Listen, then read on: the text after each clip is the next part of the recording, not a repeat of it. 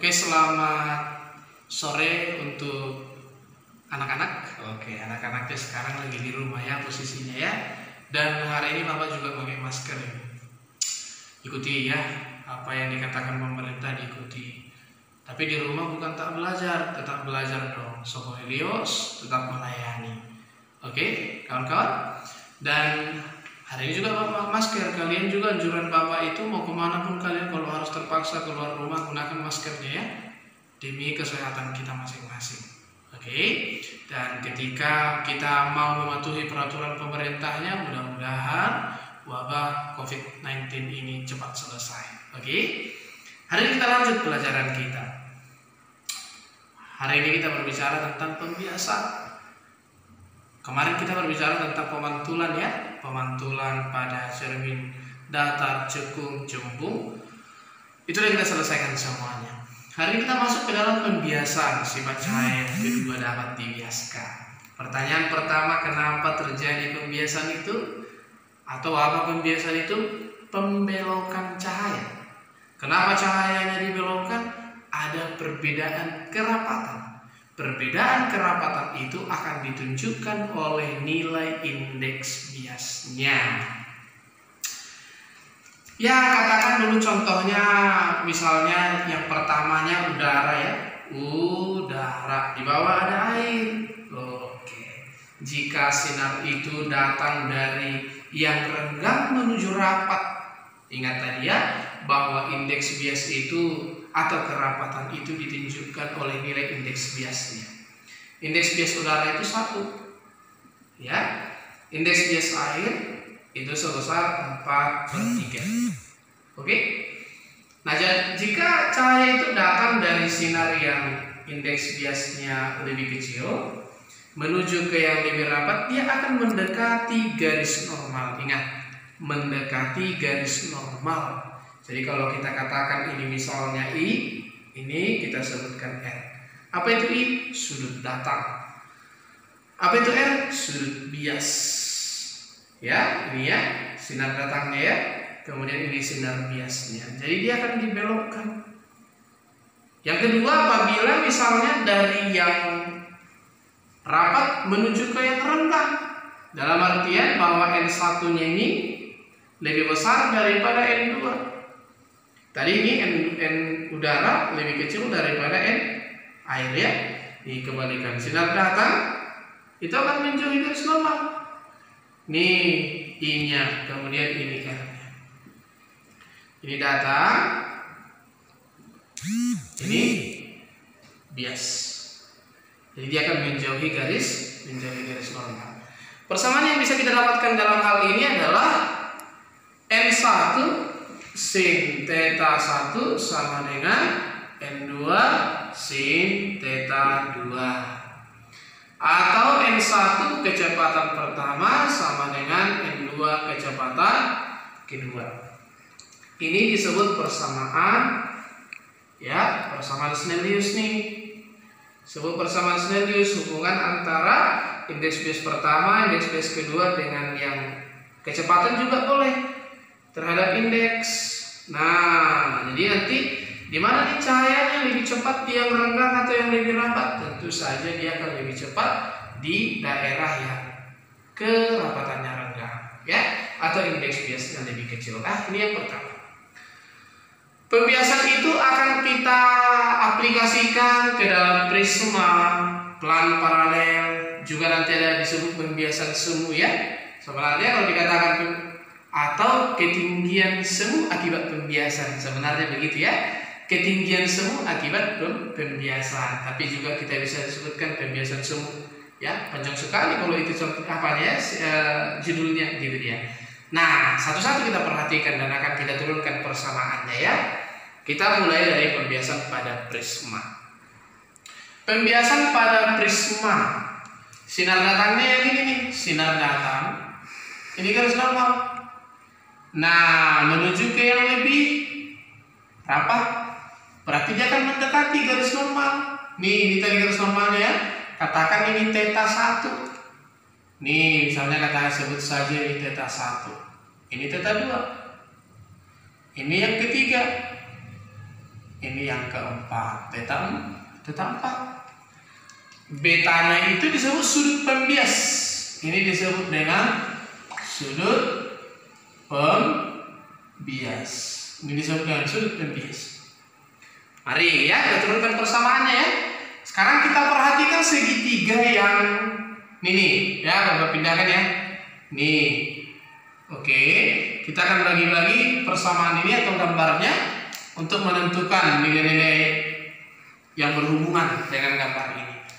Nah, jadi sorry ya, ini kita buat seperti ini, dia agak mereng ke bawah. Nih, oke. Nah, jadi kalau kita perhatikan di sini ada nilai theta 2. Kalau kita perhatikan di sini ada nilai theta 3. Nah, ini segitiga. Jumlah sudut segitiga itu nilainya adalah 180. Kita mau cari beta dulu ya. Nah, katakan misalnya sudut yang ini, sudut ini sebut saja namanya alfa. Ini sudut saja namanya gamma, kan begitu ya. Sehingga kalau Bapak tuliskan itu 180 itu sama dengan beta tambah alfa tambah gamma.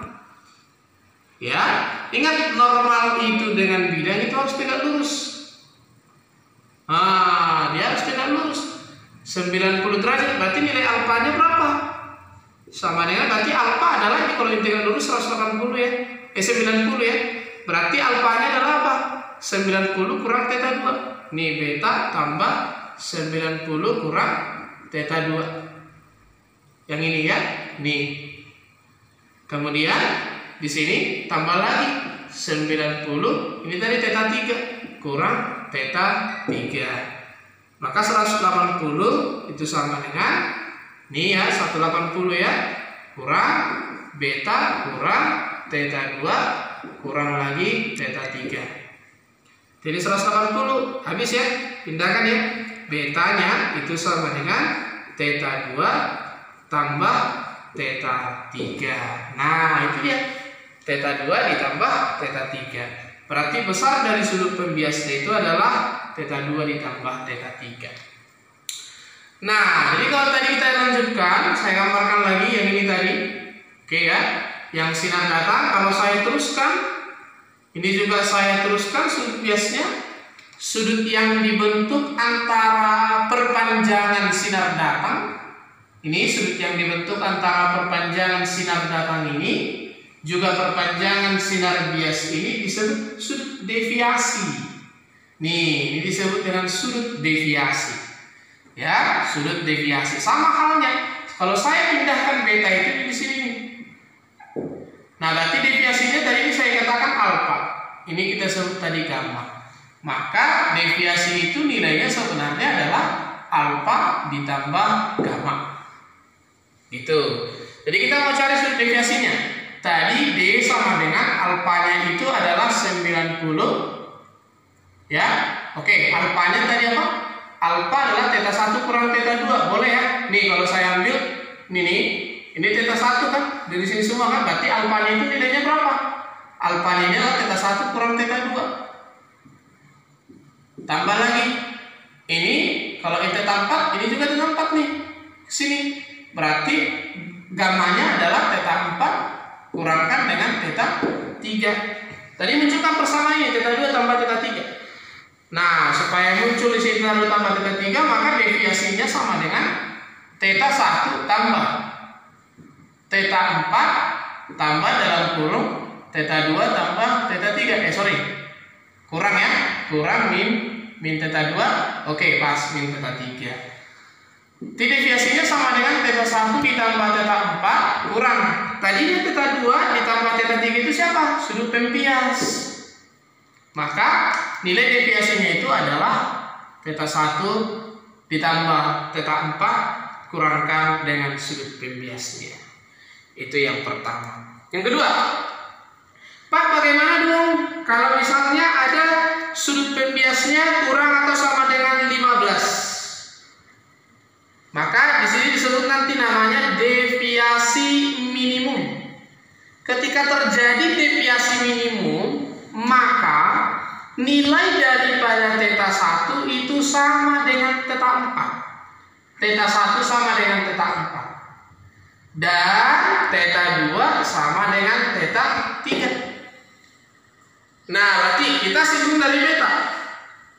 Beta tadi adalah theta 2 tambah theta 3. Dalam hal ini, sekarang betanya kurang dari 15, berarti theta 2 sama dengan theta 3. Anggap dia 2 theta 2 begitu ya.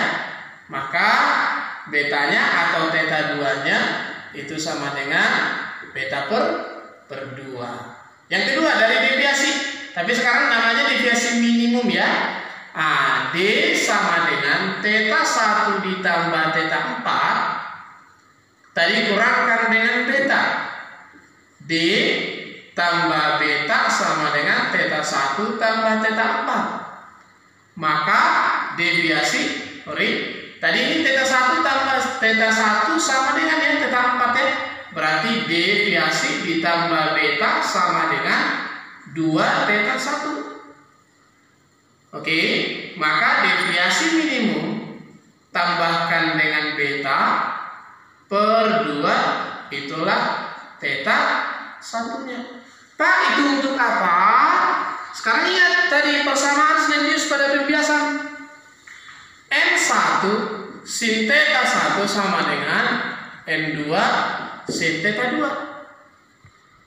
Theta 1-nya kita udah dapat ya. Theta 1-nya ini N1 sin theta-nya yaitu D minimum tambah beta bagikan 2 sama dengan, ya sebenarnya kecil ya, ini N2 sin theta 2-nya berapa tadi? Theta 2-nya adalah beta per 2. Kita mau cari rumus deviasi minimum, maka 2 maka deviasi minimum tambah beta sama dengan N2 per N1 kalikan dengan beta. Berarti deviasi minimum sama dengan N2 per N1 kali beta kurang beta ya. Maka deviasi minimumnya sama dengan N2 per N1 kurang 1 kalikan dengan sudut pembias. Bisa ya? Iya. Nah, inilah turunan persamaan-persamaan yang kita gunakan pada prisma. Yang kedua kita lihat pada kaca pelang paralel. Pada kaca pelang paralel. Pada kaca pelang paralel ya. Nih, kita lihat. Lihat gambarnya ini saya Bapak gambarkan. Sinar datang karena menuju ke indeks bias yang lebih besar, ini kacanya. Pak, ini apa? Ini tebal kacanya. Kemudian nanti akan sering ditanya pergeseran, kan harusnya kalau diteruskan kan gini nih. Tapi akibat adanya itu perbedaan indeks bias, maka cahaya sinar ini akan dibiaskan sehingga ada jarak antara yang seharusnya dengan si dibiaskan. Kira-kira begitu ya. Saya kasih nama misalnya ini A, kemudian ini B, kemudian ini C, ya, ini D ya. Oke, kita turunkan persamaannya ya. Nah, oke. Yang pertama kalau kita perhatikan di sini ada N1, di sini N kaca pastinya, N kaca. Kemudian nanti dari kaca menuju ke udara kembali. Ya, ini tebal tadi ya, ini pergeseran. Mari kita lihat yang ini nih, yang ini. Jadi di sini ada dua segitiga. Pertama ada dua segitiga ya. Pertama ada segitiga A, B, C. Yang kemiringannya itu adalah AC. Juga demikian segitiga A, C dan juga D. Kemiringannya juga ada di AC. Nah, sekarang kita lihat bagaimana menggunakan persamaan sin ataupun cos.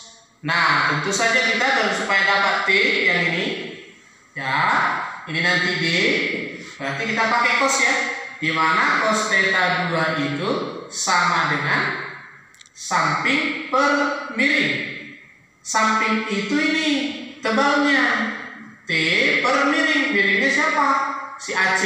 Nah, nanti kalau kamu lihat rumus-rumusnya, turunan rumusnya di buku itu panjang sekali. Ya, Bapak rasa ini lebih singkat nanti dan kamu juga cukup mengerti. Kemudian ini sin beta. Sin beta itu adalah, nah supaya dapat di depan per miring, depannya adalah D, miringnya adalah AC juga. Miringnya juga adalah AC. Oke. Nah, kita lihat nih ada nilai AC sama. Berarti apa yang bisa kita dapatkan? Kemudian berarti AC sama ya, sama-sama dengan AC ya. Nah, berarti di sini T per cos theta 2 sama dengan D per sin beta. Nanti yang akan sering ditanya dalam soal adalah pergeserannya, berapa jauh pergeserannya, kan gitu ya.